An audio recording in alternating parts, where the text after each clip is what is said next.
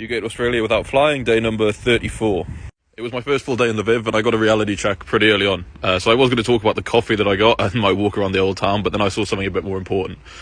So I got to this flea market and saw this big group of bystanders and was wondering what they were looking at. And it turned out to be a funeral for a Ukrainian soldier who'd fallen on the front line.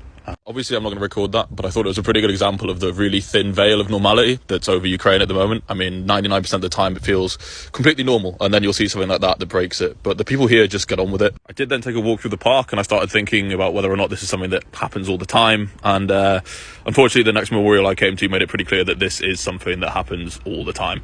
But that doesn't stop the people here from living life, and in that spirit, here's a dog that has a stick about twice its size.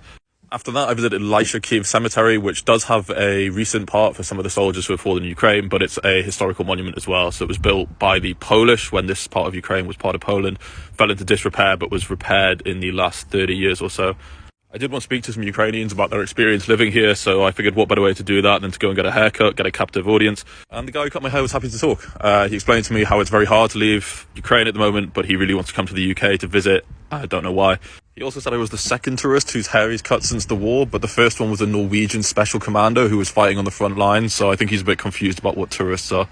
To be honest, I was feeling a bit drained, but this sign had the right idea, and I had my fresh Alexander Rusik-inspired haircut, so I decided to hit the town and see what was what.